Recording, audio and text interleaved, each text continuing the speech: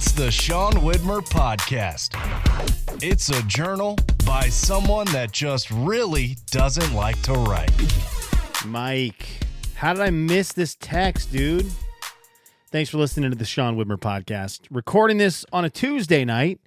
It's 11:05. I just looked at my phone. I missed a text from my guy Mike. He's back in Lexington, and he was ready to try out the new season of Fortnite. Superman season, superhero season. Today on the podcast, let's do the Today on the Podcast thing. Today on the podcast, my buddy Jeremy almost killed me. We need to talk about that. I had a wild, eye-opening experience with a doctor. We'll talk about that here. My daughter is into some stuff that is pretty cool. There might be other stuff as well. I don't know. Thanks for tuning in. I appreciate it. Yeah, Mike text. He wants to play the new season of Fortnite. I want to try it out. I need to get some crowns with him. And I've heard mixed reviews, good and bad, about the new season. So I'm excited to try it. I'll always try it because the boys are on there. I am bad at Fortnite. I would not even say it's one of my favorite games, but I play it so much because Marcus will put the headset on, Mike will put the headset on, and it's a time I can talk to my buddies, which is awesome. I love that part of video games. There was a great video game moment that happened at my work, and it is something that made me feel all of 43 years old. It made me feel all of it. My guy Nate, Big Red, Nathan, real name Billy, goes by Nathan. We call him Nate. So we're far, far away from his actual name at my office. But he brought into work today his Switch 2. Brought it into work, got to hold it in my hands, got to feel the new joysticks on those Joy-Cons. The Switch 2 is nice. I need him to bring it again tomorrow. I need to spend a little more time with it. I was a little bit rushed today when I got to see it, but the fellas hooked it up on our, if you need a big screen TV, if you need excuse me, if you need a lozenge, so do I. If you need a big, gigantic LED wall, we've got it for you at Studio 46. And we tested it today on a Switch 2. It works. So maybe you just need an LED wall to play your Switch 2. I'd recommend it. It's sick. But there was nothing that made me more happy than seeing the guys who I work with who are in their 20s get to spend a lunch break jamming out the Switch 2 within a week of its launch on a 30-foot LED wall. Like, that is young Sean Widmer. If you had told me that was an option, I would have lost my mind.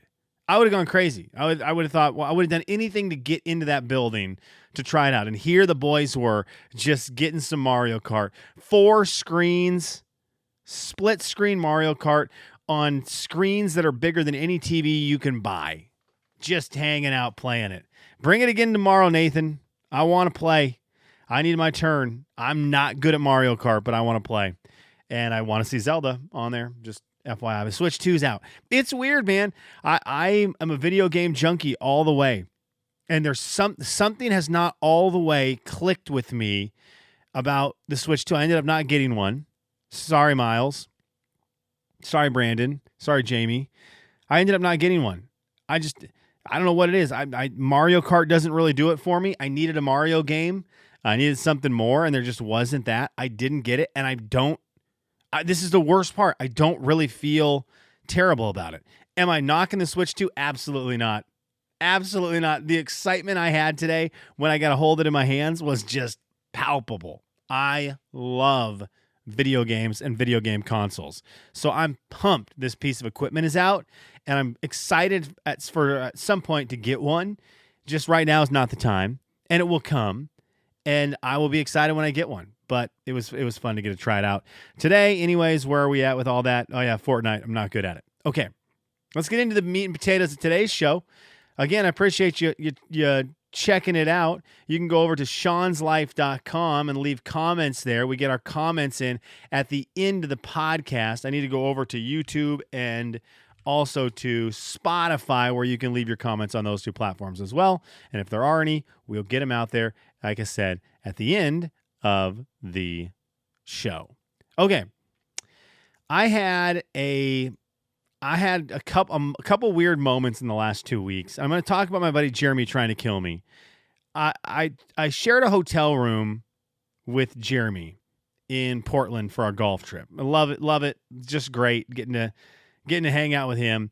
And in the morning, we're getting ready to go, right? So we're getting ready. Everyone's getting dressed. I will say this. This is just disgusting, straight up disgusting. There's no other way to say this. Our bathtub, the shower, it didn't drain right. So whoever took a shower first, they would fill the bathtub up with their filthy water. And if you wanted to take a shower, you had to wait an hour, which we didn't have an hour. So it was first come, first served to the shower. And if you weren't the first one there, you were standing in the other person's filth to take your shower. So that was great. But we also, when you're getting ready, you do the routine, you take the shower, get dressed, and brush your teeth.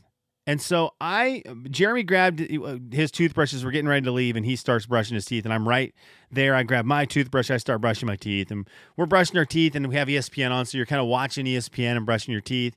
And we're brushing, and when you're in a room with someone else who's brushing their teeth, and they started before you, you have to make sure you brush longer than they do, even if it's beyond what you normally do. You just got to do it. So Jeremy starts brushing, and I go right after him, and I'm brushing, and you get all the soap suds in your mouth, and you're going through. And so I brush for a long time, and I look over, and Jeremy's still just brushing. He's just brushing away.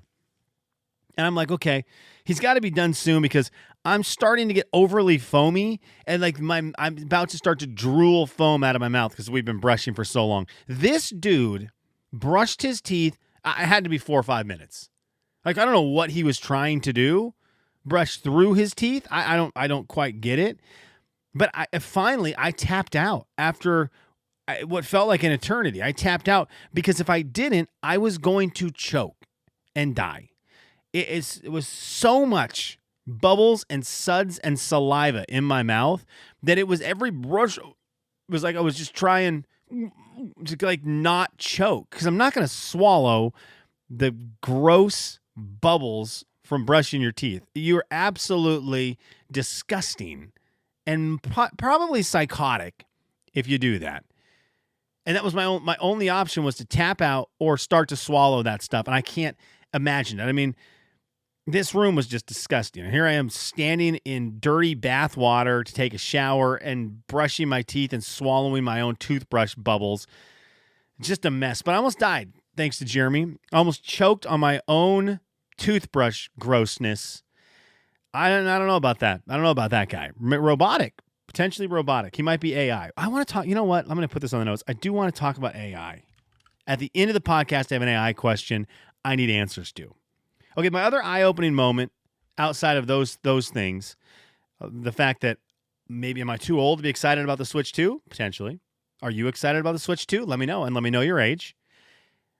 The fact that I almost died.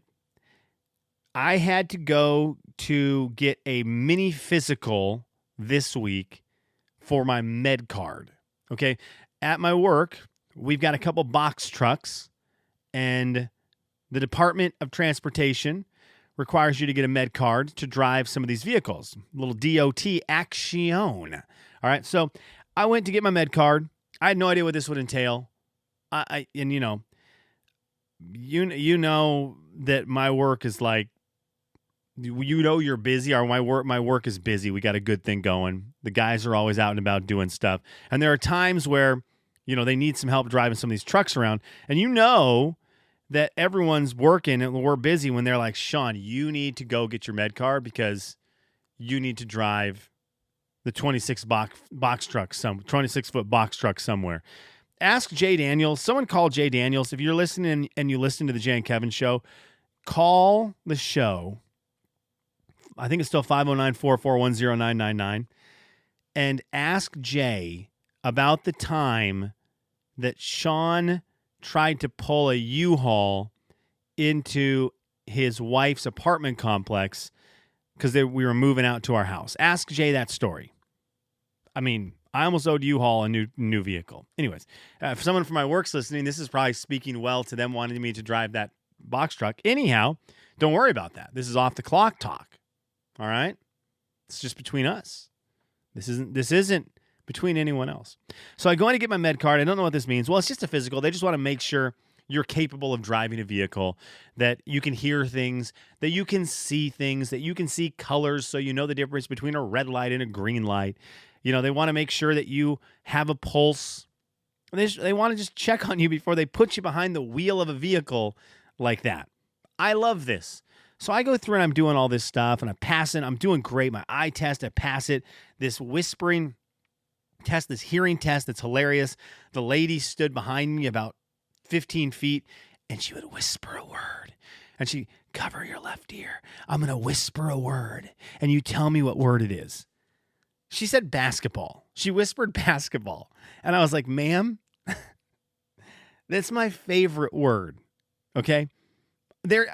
I don't need to have hearing to know you said basketball. I feel the reverberations of that word. I've said that word so much. I just understand the sound waves from it. You got to come at me with something way different than that, like concrete.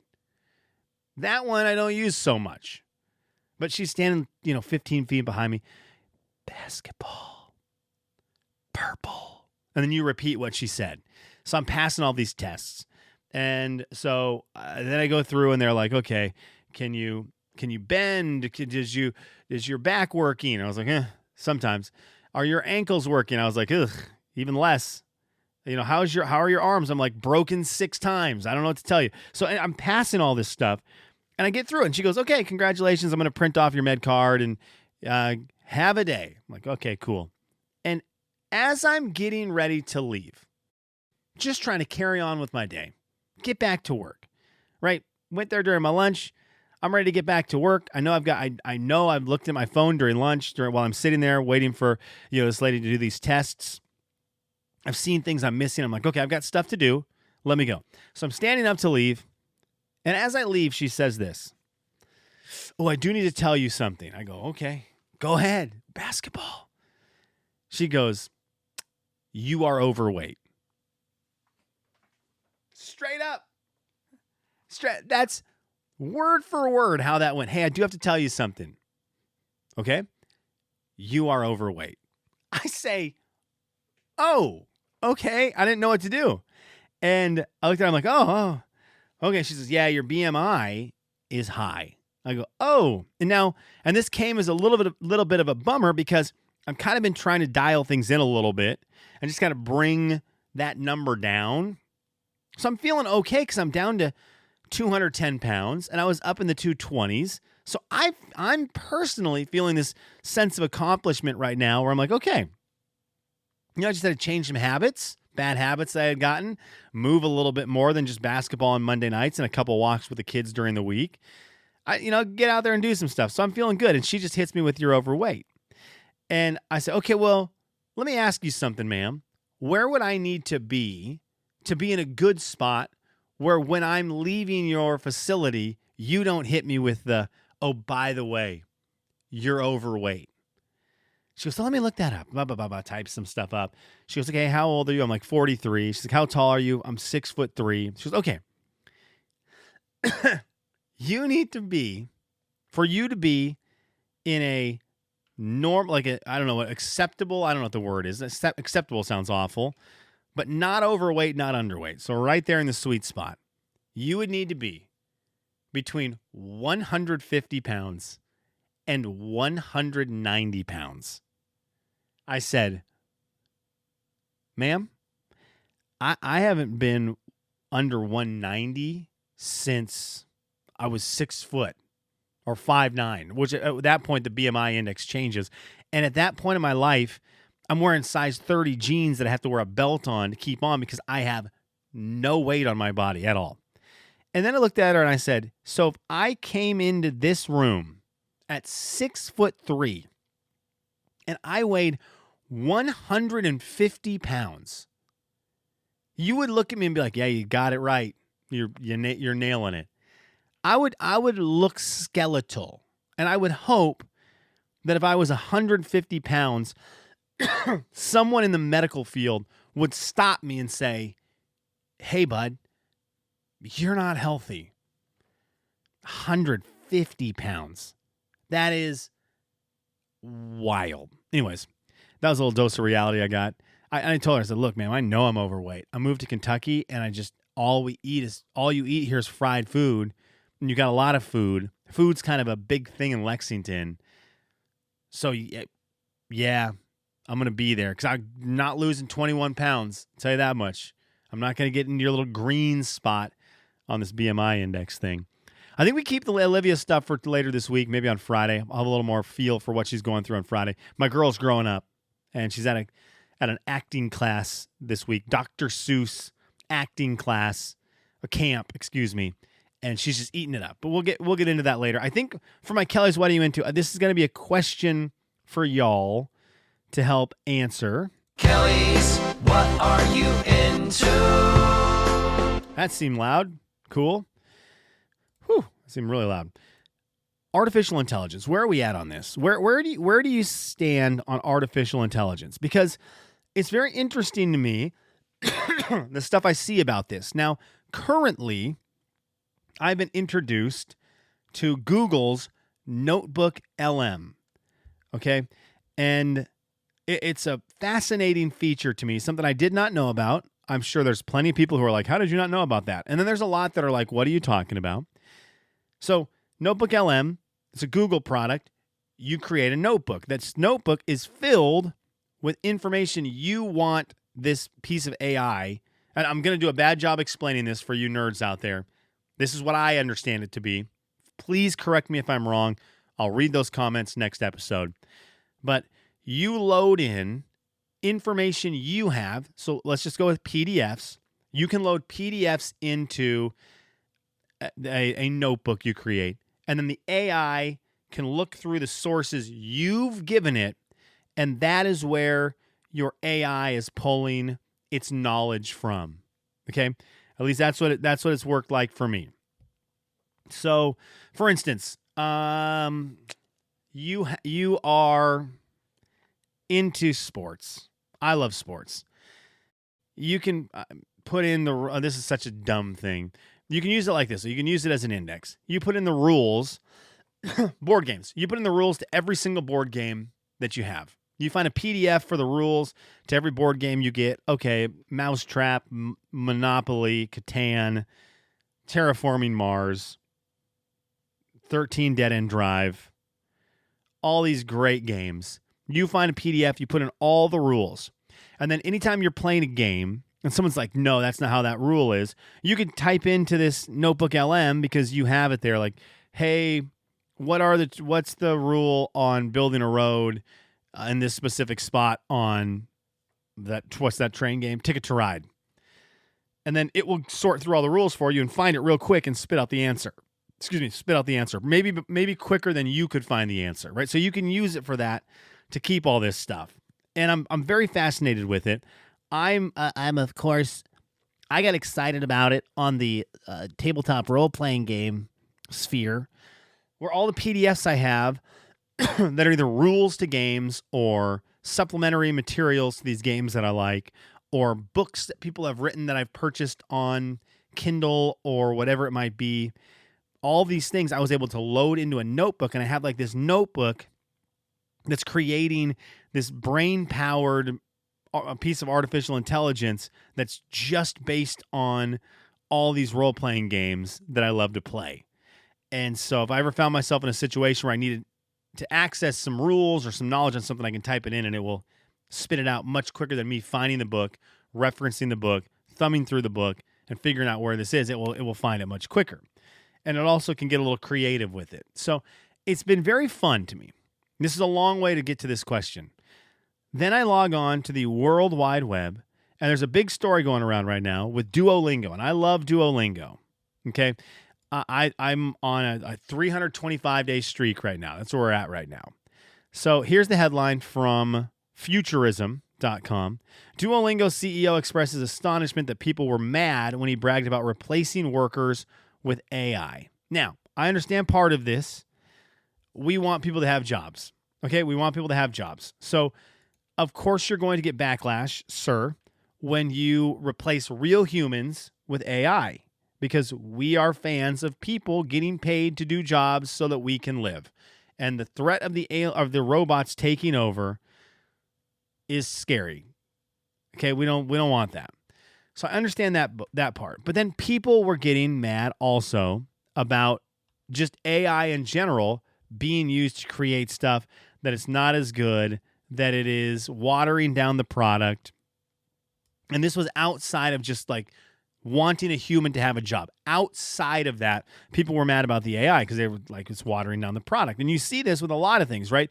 Someone makes a book and there's artwork in it. People get mad. Well, that's artwork done by AI. It's not as good as human artwork. And again, saying this with the fact that we're taking away a human's job. People get mad at what the AI is creating.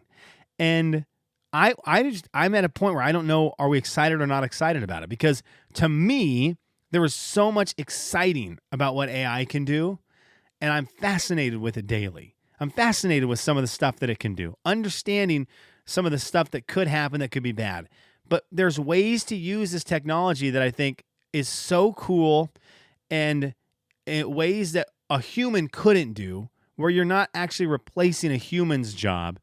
You are doing something that humans can't do with this AI. For instance, referencing all the rules. No human is getting paid to do that. No human is doing that. But now you've got a piece of technology that can real quickly rifle through stuff like that and bring you the materials you need based right out of the rule book, with not only the actual rule, but maybe a summary of how they interpret that rule to be in a game where there might be some questionable areas in the rules.